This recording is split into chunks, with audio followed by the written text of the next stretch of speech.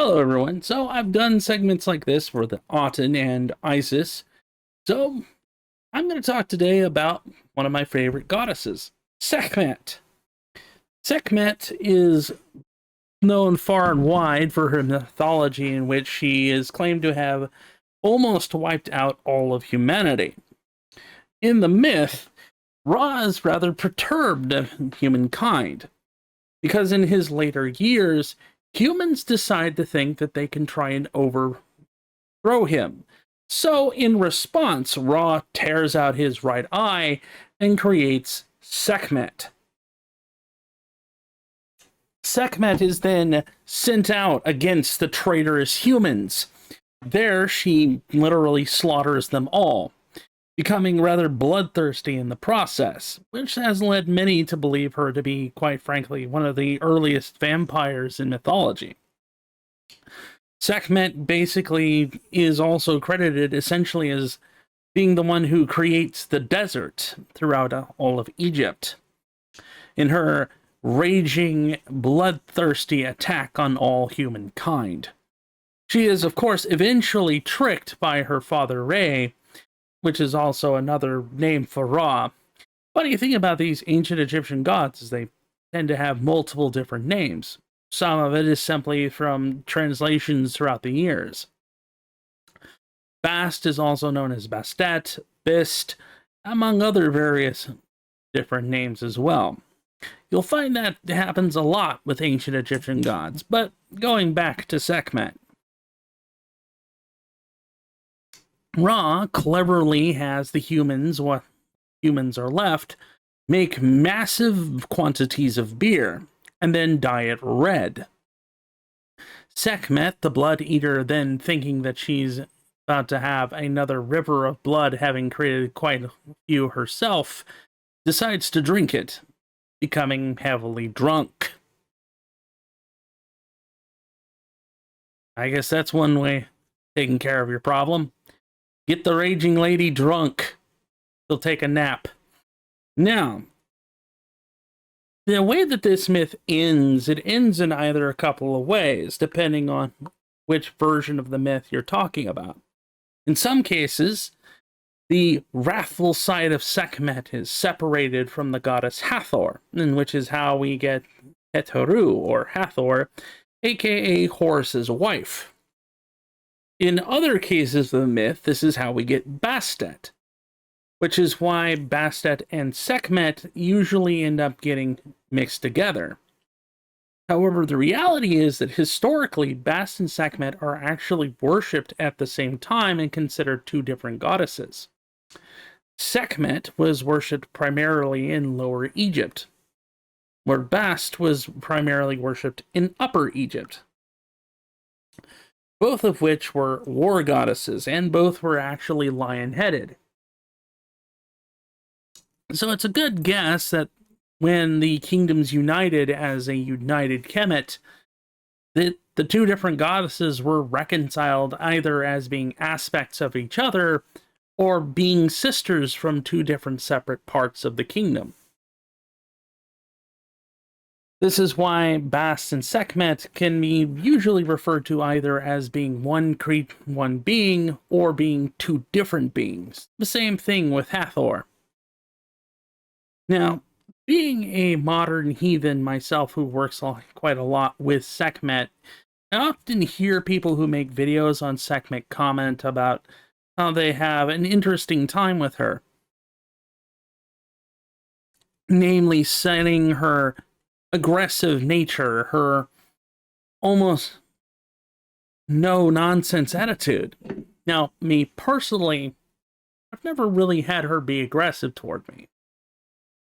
Now, granted, I'm talking about personal experiences, and when it comes to heathenry, there's a lot of skepticism involved in everything. We're skeptical of our personal experience, we're skeptical of public experiences or group experiences. It's all about being skeptical and kind of trying to shift different things out. But personally, I've never really had a problem with Sekhmet. As far as I'm concerned, I've only ever gotten good and gentle feelings from her. Loving kindness and that kind of does track. Believe it or not, even though her myth fully extends that she was in fact the Lady of Slaughter, the devourer of blood, in later iterations as time goes on, Sekhmet would actually become the main patron goddess of surgeons, the goddess of healing, of curing severe disease. Sekhmet goes from being a very violent, aggressive, and borderline, quote-unquote, evil deity to being someone who's actually very kind, loving, gentle, although still very much having her less friendly side. Kind of like that cool doctor that you have as a kid who was a war veteran at some point. Usually nice until you like to trigger the wrong side of their personality. Sekhmet is pretty much, in my opinion, exactly that.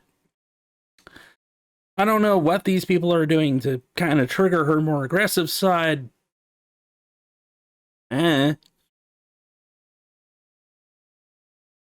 But, to me, usually, even if I stress or I have problems, it's more like she just tells me to take a nap.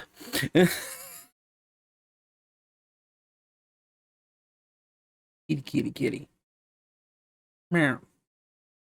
Strangely enough, I kind of met Sekhmet essentially in my own practice through Bast. Although that's probably not strange, considering that they are technically either aspects or sisters of each other, depending on what you want to believe. But again, that is something that shouldn't be understated.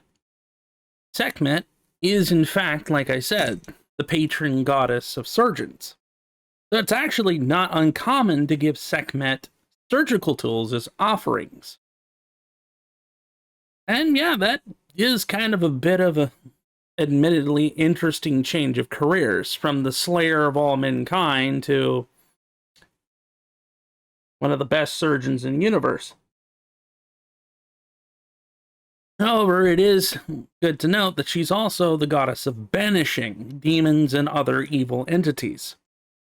Sekhmet still has that side of her that absolutely hates any variety of treacherous evil or nonsense. So essentially, she is regarded as a goddess that essentially hunts down evil and dark entities for fun. Something almost akin to calling the SAS on somebody who keeps knocking on your door that you don't like.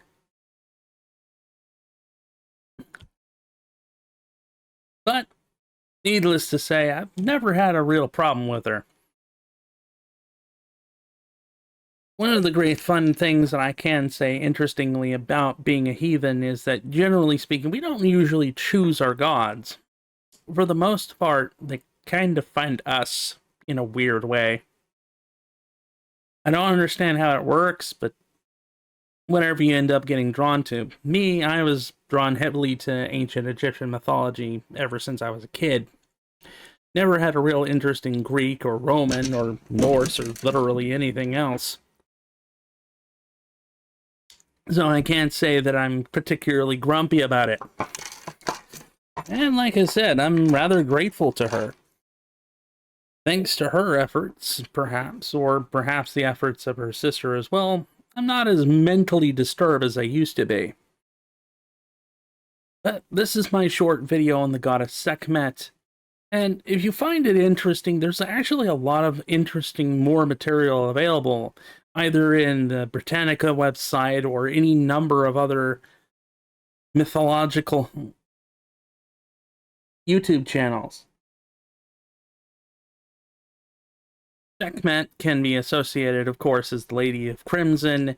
She's also referred to as the Lady of Diseases, often curing the diseases of her own people and then sicking them on those who do wrong.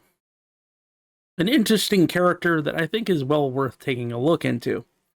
And to me, I will say it is kind of sad that she's only seen as this vicious being. As, like I've said before, I've only known her to be kind of nice. Never had that vicious side of her. But hey, you guys enjoy yourself. I hope you have fun. And don't forget to like, subscribe, and comment down below. YouTube likes to be YouTube. Let's just leave it at that. I have my own problems with them quite a lot. And by the way, we recently just made 20,000 subscribers. So I do want to thank you guys for that too. I hope you guys enjoy your days and keep things safe out there, all right? And I'll see you in the next video.